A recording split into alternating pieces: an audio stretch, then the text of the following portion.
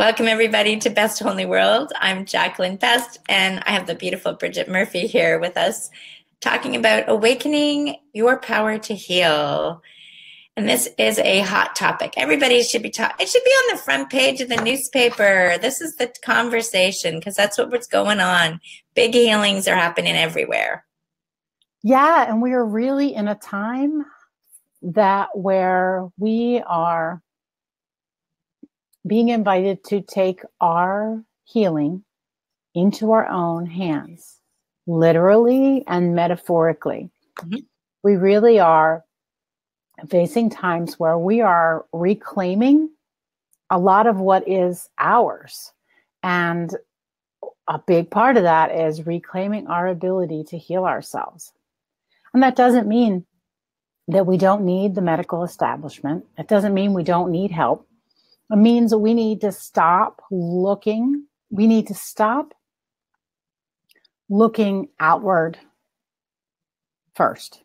We need to be able to be comfortable with what we have in here and be comfortable being in here before we quick run out somewhere else.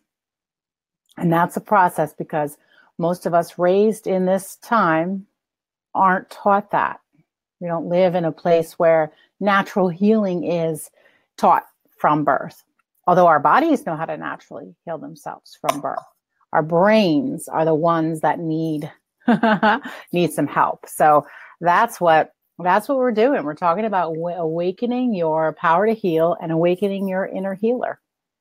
And there's many components to that. Yeah, and I think just the fact that we're having this conversation is an opening, right? It's the idea that for somebody that's never heard, I find that a little difficult to believe. But I mean, when you go back to, as you say, that our body is designed naturally to heal, we believe that for simple little things like cuts.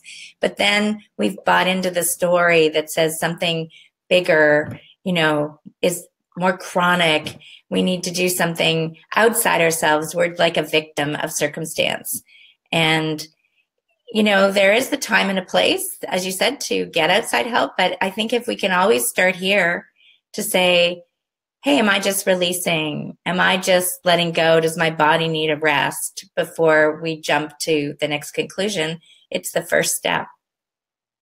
Yeah, it is the first step. And today, I think talking about the way we chatter in our heads, the words that we choose to use. And I say choose because we are choosing what we say to ourselves. We might not be conscious of it, but we're choosing what we say and how we talk to ourselves. Mm-hmm. The words that we choose can inflate or deflate our ability to heal ourselves. And I believe that, we should be getting all parts of ourselves as on board as possible. Mm-hmm. so that we can move forward and get out of these stuck places. I like what you said, all parts of ourselves, because if whoever's watching looks at the idea that our body is whole, right? It was wholly created. It wasn't really created in parts, tried to fit together. It wasn't like we're a machine. We came out as this perfect little being, like how we came about is quite miraculous. And so if you look at yourself and the components that you are actually whole, you may just find that you're reorganizing your thought processes and how you are viewing yourself instead of separating your mind from your liver and your finger and your toes. Absolutely. We're just really empowered a lot, whether we know it or not, to be in love with our brains, in love with our minds, and we forget that we should be in love with our bodies too. We should be in communication with our bodies, but we really are taken up by being in communication, being in this relationship with our thoughts. And if we're going to be in a relationship with our thoughts, let's start to use our thoughts to our advantage. And most of what I talk about, everyone who's listening, and Jacqueline, is not foreign to me. It's because I've learned how to utilize what I talk about to help myself. Mhm. Anybody who calls himself a healer or who's on a teaching path with healing does it because that's what they've learned to be true and has transformed them. So what I'm about to share is not just something I preach about. It's something that I work on a daily basis. And I know through the fruits of my labor and the fruits of the labor of the clients and the students that I work with, that shift happens when we employ some of this that I'm going to share here. So today's piece is about how we can reframe. I want to go back to Alicia's question in a minute. If we could save that, that would be great. I want us to reframe how we talk to ourselves, how we phrase things. So many times I hear, this is hard. This is hard. This is impossible. This is never going to end. And I just want to start out by saying, like, okay, like I know that stress happens. I know that we have feelings that make us feel crappy. But if you find yourself over and over again saying the words that I just said, you need to know that they are dead end phrases that go nowhere. They go nowhere. They're not helping you. After a while, they don't even feel good to think. They don't feel good to say out loud. And so that is something that is all or nothing thinking. This isn't going to ever end. This is impossible. It's all or nothing thinking. And what that does is it keeps us hardened in our shell. Keeps us hardened in our shell. And when we are hardened in our shell, we don't heal so easily. When we want to heal and move forward and progress in a healing process, we need the shell to soften. We need to soften the shell. So the language that we use to soften the shell is uber important. That's where I want to start. And you are frozen on the screen, Miss Jacqueline. Good times. Gotta love this live stuff. You really never know what's going to happen. Alicia, I want to, while I wait to see if Jacqueline will come back, I want to see your comment because I think that you were saying something important. Alicia said, it's hard to see yourself as whole when you've spent your entire life compartmentalized to get everything around us and even ourselves in order to keep safe. Absolutely, it is hard. Yes, it is hard to see yourself as whole when you've had your entire life compartmentalized. So good, this is a perfect example. Acknowledging that it's hard is important. There's a lot of us who have a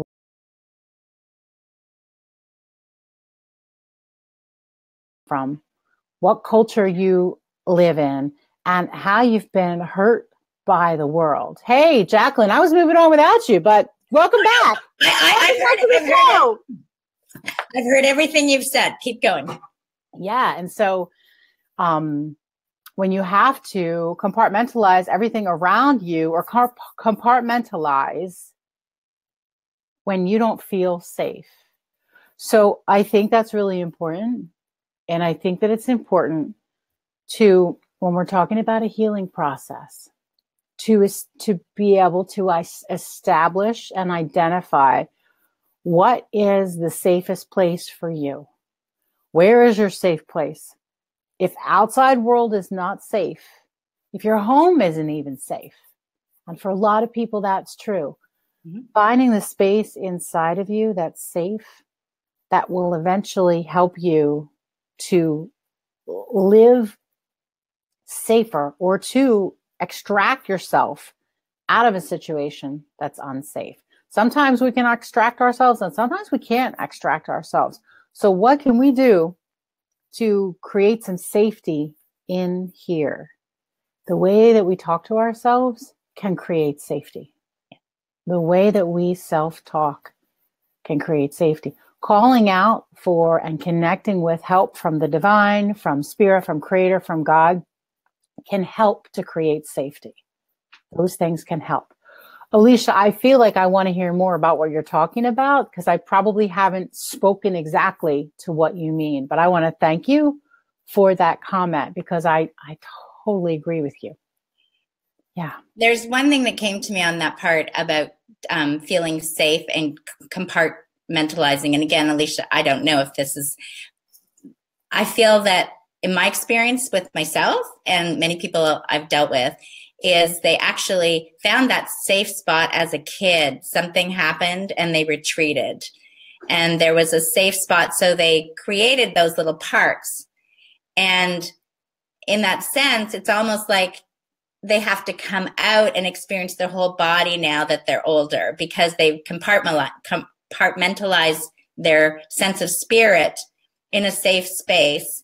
And now it's retraining you that it is safer out there. And as you say, in words. So one of the things that I love to do is take, when people say like, it's so hard, it's difficult, it's such a struggle, is just get present for a moment how those words actually feel for you as you say them. Because most cases when you're saying them, you can just feel that like it just feels awful. And then what would be the opposite if you were to create that opening, if you started not to be frozen, right? That if it wasn't awful or if it wasn't hard, maybe it was easier, not easy, but that there was an opening, or it was softening or something. And see, as Bridget's saying, you're shifting your words and you're starting to see, how does that feel? Well, that feels a little bit better. And then maybe you discover there's more support and someone else comes along that helps you to keep you on that path. Yeah, the edges are tough. We create tough edges around us. We do that sometimes physically because we have to protect ourselves physically, sometimes emotionally because we've been hurt, and sometimes we have to do it because the culture, the society that we live in is coming at us all the time. So we create edges. And in order to do healing work, there's different ways to do healing work. The invitation is to soften the edges physically and emotionally and mentally, little by little. And what we're talking about here today is softening the edges with our thoughts. And Alicia's saying, I just started separating my child from my adult self in a way that I'm retraining myself to know that my adult self is the safest person to tend to the child's needs, the needs that never got met as a child. Alicia, that's good work. That is really good work. And that is actually really a big part of a healing process, is recognizing that we as adults can give that part of us as a child, or those child parts of us, what we didn't get when we were younger. That's awesome. Did you have something traumatic happen to you, that Bridget, when you were younger, that you may or may not want to share? Because oh yeah, I definitely have trauma. I have trauma that I've experienced trauma in my family's trauma, out in the world when I was a child with, being physically abused. Absolutely. Yeah. And so my edges, they became tough. They became rough, and I am learning and have learned how to soften those over time. And what Alicia was saying about working with her, I just want to go back to that, with her child. This is exactly one of the things that you do. Okay, hold on. Let me just, because she's right on target with what we're talking about. If you're working on communicating with the younger aspect of you, you're going to be working on giving him or her or them what they didn't get. And so you're not going to be saying things like, this is hard, this is terrible, you're never going to change, you're never going to heal. You would never say that to a child. So think about the language that you would use to heal or to help a 5-year-old, and start incorporating some of the gentleness, some of the compassion you would utilize for a 5-year-old for yourself. That's the way you can rephrase and reframe your words to help to heal. Yeah. And just because my kids, they actually probably got a higher dose of, I don't know what you want to call it, spiritual reality as growing up. So though I had all that stuff and went in the drama, for they growing up, one of the things I would say to them, whatever happened to them in the situation, was they can tell that story that makes them feel awful, or they can tell themselves a story that makes them feel better, right? Because how we each experience it, just as I froze on screen here and Bridget's like, is she frozen? Is she coming back? Right? We're having our personal experience all the time. So as an adult, going back and looking at the child, you can reframe. And as I would say to my kids always growing up, if you're going to tell yourself a story, tell one that empowers you. So when I look back at all the trauma that went on in my life, and I had a lot of sexual abuse and I was raped and strangled at a very young age to the, is I first had to say, okay, if it happened, maybe it happened for a reason that was going to make me a better person. And that only opened a little glimmer, because it still made me sick to my stomach to think that I had to go through that crap. Right. It was like, okay, but I had to begin somewhere to find some little grain of sand. And then as I opened that door, I found other people to support me in unraveling the conversation and healing it on so many different levels. Yes. And I thank you for sharing that.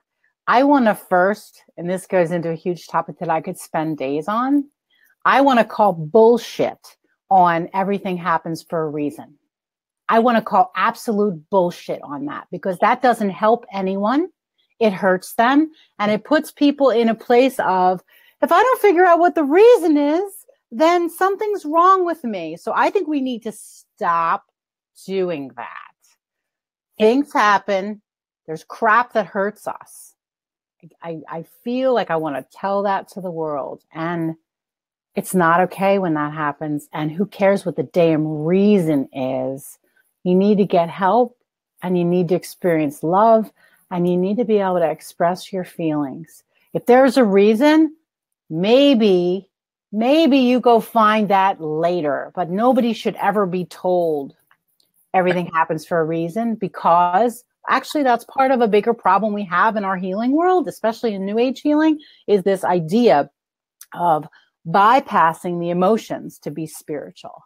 Everything happens for a reason can be part of spiritual bypassing bullshit. And I want to call it as it is. And then I want to move on, because this is, Alicia, you are right in alignment here with what we're talking about. Alicia says, my adult self is screaming, but it's hard. Totally. I get that. And what I invite you to do, which is where I was going next, so thank you, is rephrasing that, reframing that from it is hard, because it probably is hard, to this is challenging and I am moving through it. This is challenging, but I'm moving through it. Mm-hmm. Yeah. That's where I want to go. I know I opened up a whole can of worms there, Jacqueline, but that's where I wanted to go. Yes. It's the truth. It's creating that opening, right? You have to begin the journey somewhere. And I would agree with you, like when you're talking about, is the fact that what I was told back then about how to heal is entirely different than what I teach now. But to me, it's like you have to decide what feels like for you. If you need to peeling back a Band-Aid, right? Ripping that off, that hurts, right? So if you feel that hurt and you need to get that pain out, you need to get that pain out and release it and be okay with it. I do caution people on getting caught, because that's the other thing I see is I find what I'll call bullshit on is that people get caught up in the blame and the judgment, which again separates their healing. They're so busy still saying, well, if they had never done it to me, I never would be feeling this. And I go back and say, you need to own your feelings and the pain and what you're experiencing, and give yourself permission to release it, regardless of what's going on with anyone else or anything else in the world. Yeah. Get angry. Feel your feelings. We've got this New Age movement here that, there's pockets of people who are telling you not to feel your feelings, that you should, if you're spiritual, you should not overreact or get angry. And that's not true. if you're not supposed to feel your feelings, then you're probably done being human, because part of the human experience is to feel the feelings, move through them, and keep going. Yeah. Don't So get stuck in them, of course. right. So in that feelings, I just remembered, like with my kids, when I'd say, tell an empowering story when they were angry, they'd be like, okay, give me the pillow, right?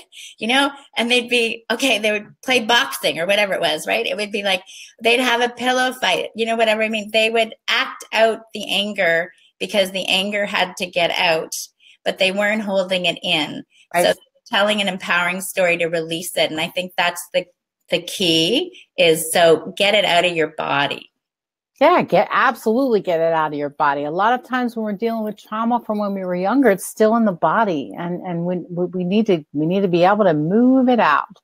Alicia said that the phrase "this is challenging and I'm moving through it" is the new phrase to embrace today. Yeah, right on. That's exactly what we're talking about. It invites, when we do that, it invites a new current to flow through. I feel sometimes like the healing path, whether it's mental, emotional, or both, is like a river that we're going, down or across. And what we want to do is we want to allow the currents of the river to flow. We don't want it to look like this. Right. We want it to really flow. So loosening up the edges around the thoughts and changing those thoughts helps the current to flow through. We can change the way we phrase our troubles, right? We can change. I am moving forward. I'm challenged. Things are challenging right now, but I'm moving forward is a great way. I find that gives me perspective, and it helps me to remember the bigger picture, which is something we forget when we're in a healing process. We forget that there's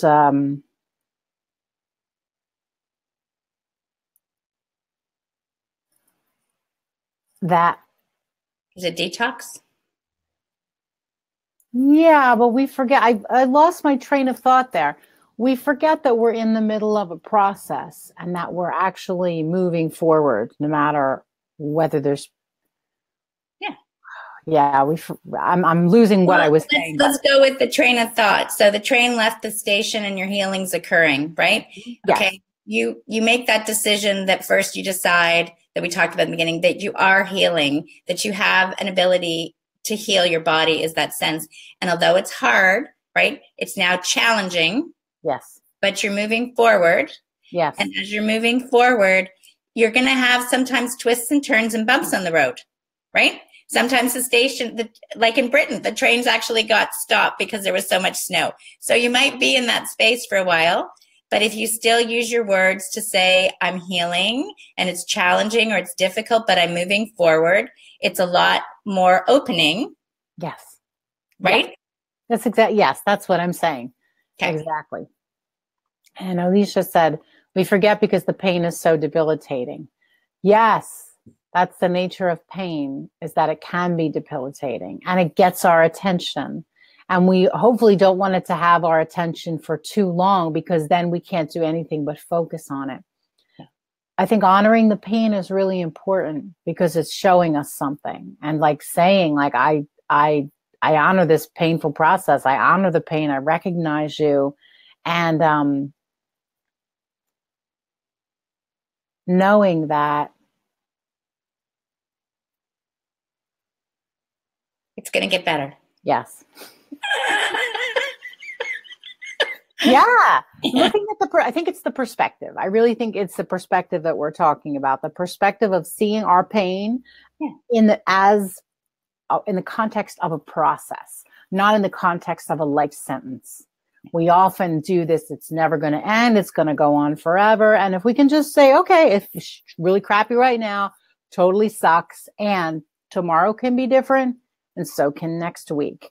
Keeping our eye on a further distance is hard when we're in pain, but it's something I really encourage everybody to do, even if it's just a glimmer. Even if your whole entire day sucks and your whole body hurts for the whole day, if you can do 30 seconds of seeing past that day, I guarantee you the next day you'll be able to do 60 seconds, because what you focus on grows, even if it's just incrementally. Yeah. And on that one, this is a perfect time in the Northern Hemisphere. Go grab go grab some seeds, plant something. And when you have that moment that you're starting to feel that you're overcome with pain, maybe look at how this seeds you've planted are growing and they're sprouting into something. And it can be this blossom or flower that you're experiencing as that expression of yourself. And if use something for yourself that can visualize on the outside when you feel overpowered by the discomfort that's going on in the inside. That's a great suggestion. I like that. I like that. Yeah, we get stuck in our stuff. Let me tell you, I get stuck in my stuff too.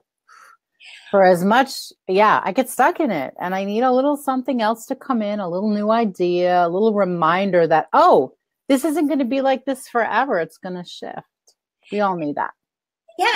And I think sometimes when we have a big issue, like I know when I was first diagnosed, I was delighted because it took me like 6 years to get a diagnosis. And then I had a diagnosis and I was like, and then I'm popping pills and I'm like, I'm all treated. But then after doing this for, 7 years of straight and going, I'm not going to have kids and this is the rest of it for my life. Then I decided, I don't think I like this so much anymore. Right. But for the most part, it served a purpose. And that's where everybody's at a different place in their healing. And it's okay wherever you are.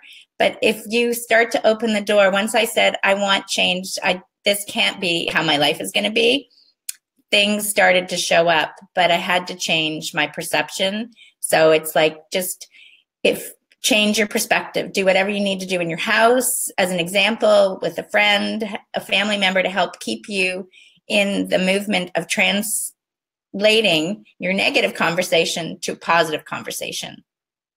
That is a great suggestion. I feel like when we lose perspective, because we can kind of get lost in whatever pain is happening, it's a great idea to call a friend or a family member, somebody who really sees you, and say, I'm really struggling. Can you tell me what you've noticed about me that's changed over the last year? What good things have I done? Where's my progress? Can you tell me that? Because we can't always see that when we're struggling and in pain, but people who watch us can, particularly the older people in our lives, because they have maybe seen us for longer periods of time. Yeah, asking someone, what have you noticed about me that's changed? What's good that's been happening? I think it's a great idea because, Yeah, and sometimes when it's somebody that we love that's in discomfort, is give them the space to see, are they maybe having a whole spiritual experience with their discomfort? That we're uncomfortable watching them be in pain, but sometimes they're actually having some sort of experience going on. And I speak for that because I saw that with my mom. And then my girlfriend was just telling me the same thing. Her mom is 95, I think. And she's seeing her over the last year. It's like she can tell she's living in this other world, this other spiritual world. And she's even preparing, and she's making her daughter feel better, that everything's going to be okay for her, that she's really not suffering. And she's been training her for these 6 months. And that's how I found it with my own mom. It was like physically she wasn't getting completely healed. Yeah. But emotionally and mentally and spiritually, in her conversation, we had the best conversations that we ever had in our whole life, days before she passed. Yeah. And, so there's sometimes way more going on when we're the observer of somebody that we love and care about. Yes. Yeah. Perfect. Okay. So is there any other thing you want to finish off with on perspective and changing language today? Yeah, no, just sort of to recap, the way we phrase things softens the edges and softens our shells. And that's what we need for healing. Changing our thoughts from this is hard, this is never going to end, all of those all or nothing closed down thinking phrases to, okay, this sucks, but it's getting better. Or this is hard, or this is challenging, but I'm moving through it. I'm making progress. Honoring the feelings, keeping your focus on the good that is happening. Focus on the goal, that you want to be healed if that's where you want to go, right? Like focus on that aspect and trust and believe that everything is happening accordingly, even if you can't see it. Believe it and allow yourself to release all your doubt and anxiety and frustration that it isn't happening as quickly as you'd like it to. Focus on the progress. Mm-hmm. If it's impossible to release the doubt, just focus on the progress. Yeah. Yes. What a good show. This was good, Brittany. Thank you so much, Jacqueline. Thank you. Thanks. Bye, everybody. Bye. Bye.